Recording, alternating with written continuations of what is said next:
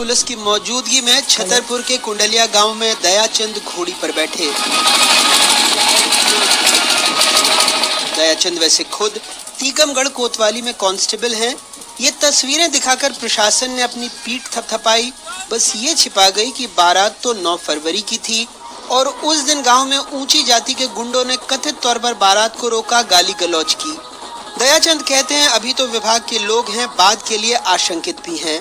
बच्चे वहाँ से आए तो उन्होंने मतलब डीजे वगैरह थे उनको वापस कर दिया। अच्छा। और बोले कि यहाँ से नहीं निकल सकते ये वो।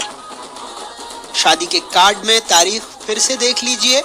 पुलिस की मौजूदगी के बावजूद दूल्हे का आनंद समझिए और अब गृह मंत्री का बयान सुनिए। विषय जिस संज्ञान में जब आया था, बारात रोकने का नहीं था, न बारात रुकी थी। शादी के पहले की कोई रस्म थी, वो परसों की वो बात थी। कल आराम से बारात निकली थी और शादी सानंद संपन्न हो गई। कांग्रेस भी आनंद की थ्योरी को सवालों में तोल रही है। ये प्रकरण बड़ा शर्मनाक है। अगर मध्य प्रदेश में एक पुलिस का आरक्षक भी अपनी शादी जो है उसको जो है सुरक्षा के साये में करनी पड़े, तो इससे ज्यादा शर्मनाक कानून व्यवस्था की स्थिति किसी राज्य में। सारे कपड़े उतारकर उसे पीटा गया। अब आरोपी हेतराम गुर्जर और गोलू खान के मकान दुकान को पुलिस ने तोड़ दिया। नंगा कर दिया, जबरदस्ती। कुछ दिनों पहले ही सागर के गनियारी गांव में अहिरवार जाति का दूल्हा पुलिस की मौजूदगी में घोड़ी पर तो चढ़ गया, लेकिन गांव में वर्चस्व रखने वाले लोधियों को ये नागवार था। शाम को बारात गांव से चली गई तो उनके घर पर पथराव, गाड़ियों में तोड़फोड़ हो गई।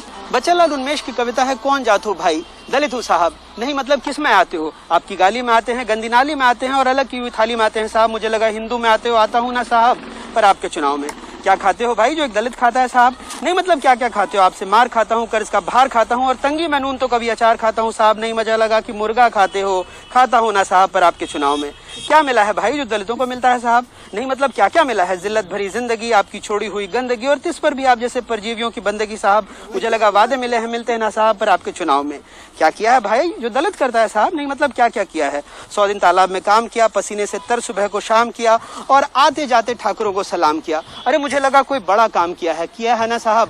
चुनाव में आपका प्रचार बस इस। मैं एनडीटीवी को धन्यवाद करना चाहूँगा जिन्होंने ऐसे ही सामाजिक मुद्दे को दिखाया है जो वाकई में भारत की असलियत है।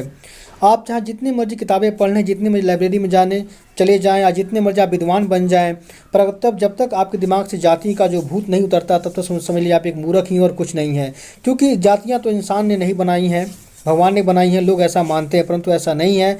आप हर एक किताब पढ़ लीजिए, कुछ भी कर लीजिए, आपको पता चल जाएगा जातियाँ हैं जो इंसान ने बनाई। भगवान ने सिर्फ इंसान की जाति बनाई थी जिसमें मर्द और औरत थे, परंतु इंसान ने खुद अपने स्वार्थ के लिए और अपने वर्ग को ऊपर करने के लिए, अपने ऐश्वर्य को बढ़ाने के लिए, अपने स्वार्थ सिद्धि के लिए जातियों का उसने वर्गीकरण किया, खासकर भारत के अंदर। और बहुत ही ऐसा किया, व्यापक किया कि आज तक है जो देश के अंदर जातियाँ हैं वो बहुत ही कठोर हैं और रोटी बेटी का रिश्ता नहीं हो सकता है। वैसे कहने के लिए हम लोग 100 करोड़ हिंदू हैं, पर हिंदुओं के अंदर भी रोटी बेटी का रिश्ता नहीं हो सकता है।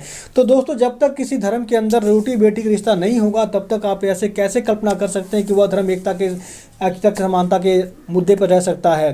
परंतु ऐसा हो नहीं सकता है, क्योंकि आप देख रहे हैं जैसे कोई रोटी बेटी का रिश्ता होता है तो लोग कत्ल कर देते हैं या फिर दंगे शुरू हो जाते हैं।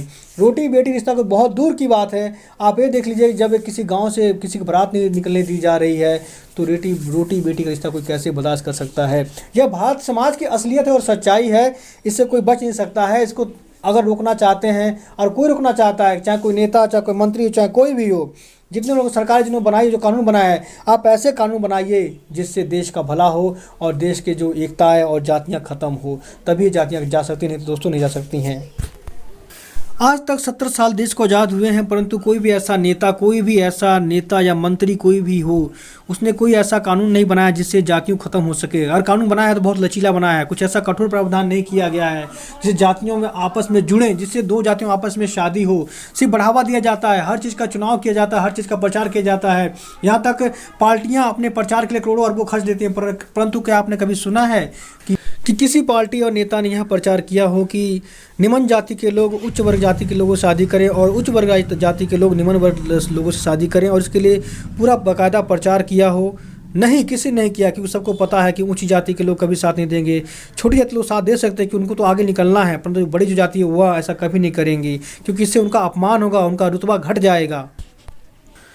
बड़ी जाति के लोग कभी बर्दाश्त नहीं कर सकते कि छोटी जाति के लोग उनसे शादी हो या उनसे रिश्ते बने, क्योंकि वह अपना वर्चस्व हमेशा कायम रखना चाहते हैं। दोस्तों, यही वजह है कि भारत में समाजशास्त्रियों ने, कई से लोगों ने आरक्षण का एक फैसला किया था, जो आज तक हमारे देश में जलन का मुद्दा है, और इससे कई बार दंगे हो चुके हैं, कई बार ये आंदोलन भी हो चुका है, परंतु आरक्षण अभी भी है, और क्योंकि जातियाँ हैं तो आरक्षण भी है। दोस्तों, उम्मीद है आपको खबर अच्छी लगी होगी, और अच्छी लगी दोस्तों लाइक कीजिए, सब्सक्राइब कीजिएगा, कमेंट कीजिएगा। दोस्तों, आप देख रहे थे भारत सवेरा। जय हिंद। ऐसे खबरें माहौल आता रहूँगा दोस्तों आपके लिए। जय हिंद।